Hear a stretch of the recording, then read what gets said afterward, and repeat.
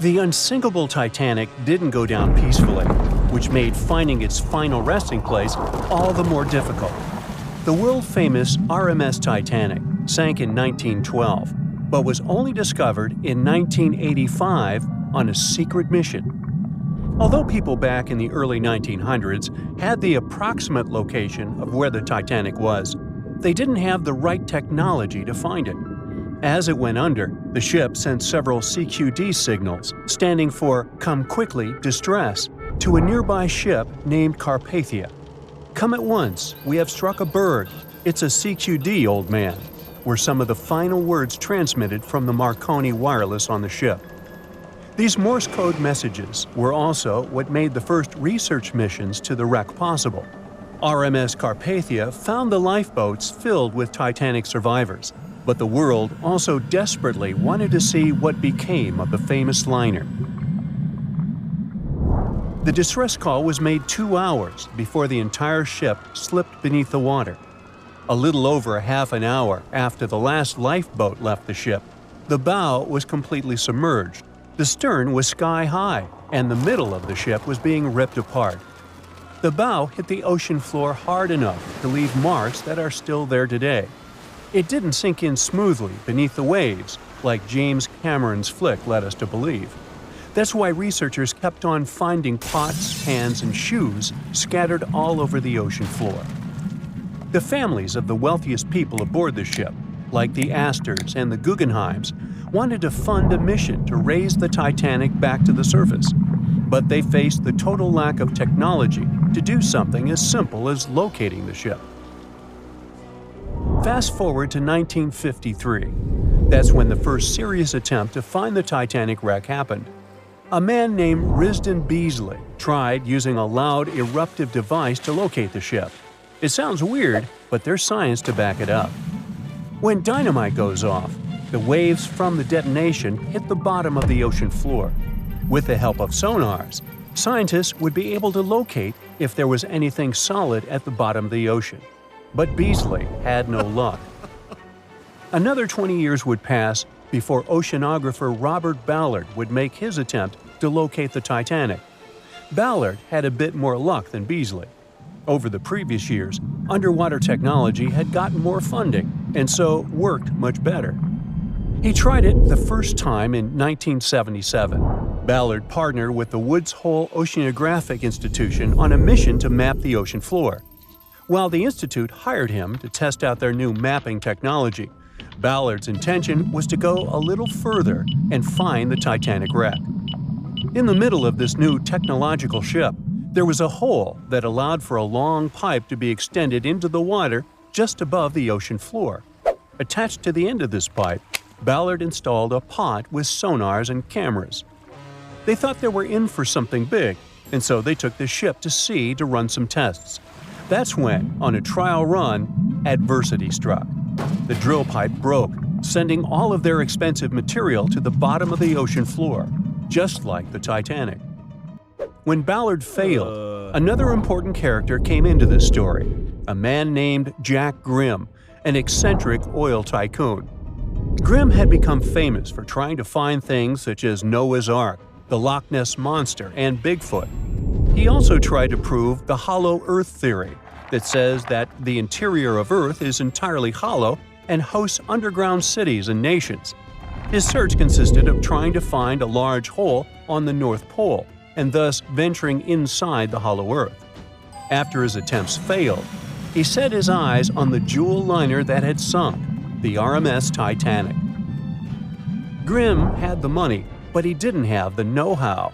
So, as a billionaire, he made a big donation to Columbia University and asked in return to use some of their equipment. He hired a team of highly qualified scientists to help operate the machinery. Here's where it gets a little strange. Jack Grimm was a believer in folklore and non-conventional ways of doing things. So he brought a monkey on board and surprised the research team. This monkey, called Titan, was believed to point to a map and locate lost things. In this case, the Titanic. The scientists went crazy when the monkey appeared and told Grimm it was either them or the monkey. This expedition left Florida Without Titan, yes, there would be no monkey business. They set the course to the exact location of Titanic's last distress signal. They arrived, examined every inch of the ocean floor, but still found nothing. This made them come up with a new important theory. It might just be that the Titanic's captain gave out the wrong coordinates of the ship's location. It isn't too hard to believe this, since the lifeboats were found far away from Titanic's distress signal coordinates. What could have happened is that the ship's captain forgot to account for the time zone change during their travel. That's understandable for someone under such stress, right?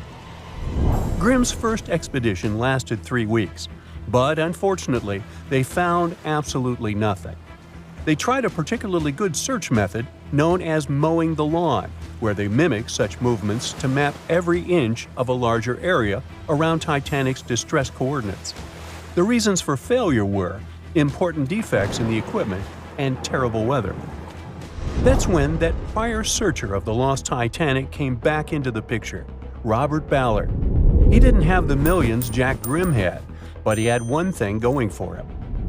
The marine geologist was working closely with the U.S. Navy to locate 2 nuclear submarines which had sunk in the 1960s. Ballard himself says he was living 2 lives, one as a researcher and the other as a Navy intelligence officer. The deal was simple.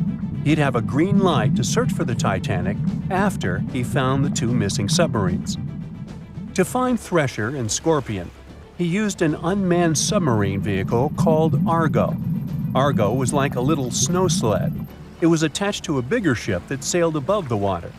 Argo was connected to the ship by a long cable, and it was piloted by a team on board. The sled had sonars and cameras that provided real-time imaging of the ocean floor, so it was a real advancement on other attempts. After much thinking, he had a eureka moment. He supposed the force of the wreck should have left a comet trail that led back to the ship. While searching for the Titanic, most people had tried to find the ship itself. But until then, it had been trying to find a needle in a haystack. That's why Ballard's logic was so brilliant. He needed to invert the order. He had another obstacle on his hands: time. He could only look for the ship after finding the lost subs. And by the time that happened, he had 12 days left. He teamed up with another scientist, and they applied the mowing the lawn method to map the ocean bed. Another important piece of information that most researchers left out was that there was a sea current moving south on the day of the disaster.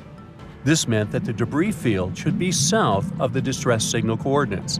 To save time and resources, he would do a quick reconnaissance of the ocean floor, spacing lines more than 3 miles apart to look for debris fields. He also relied more on the camera visuals than on the sonar signals. His team took turns piloting Argo and watching the video. Days rolled by, with nothing but the empty ocean floor showing up. Until the rocks they were used to seeing started to look like man-made debris.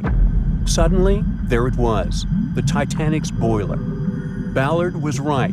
The debris field would take them back to the ship. After 73 years of searching, they had finally found the Titanic wreck.